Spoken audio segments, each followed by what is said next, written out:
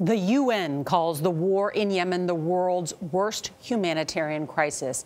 Peace talks aimed at ending the conflict are showing small signs of progress. More than 3 years of fighting has killed more than 10,000 people.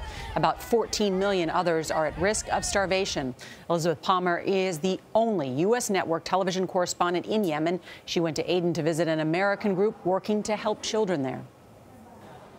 Good morning. The signs coming out of the peace talks may be encouraging, but clearly this process is going to take a very long time.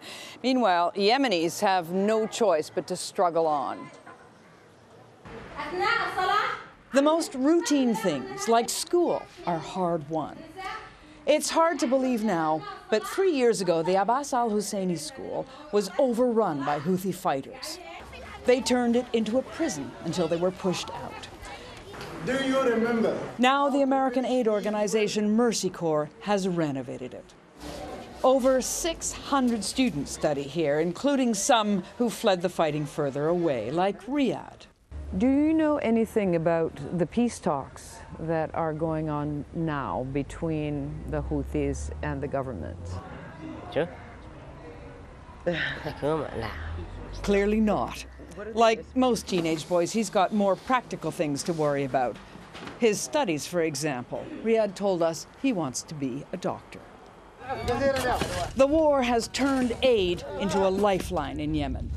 Nearby, Mercy Corps is paying 70 men to install a solar-powered water pump.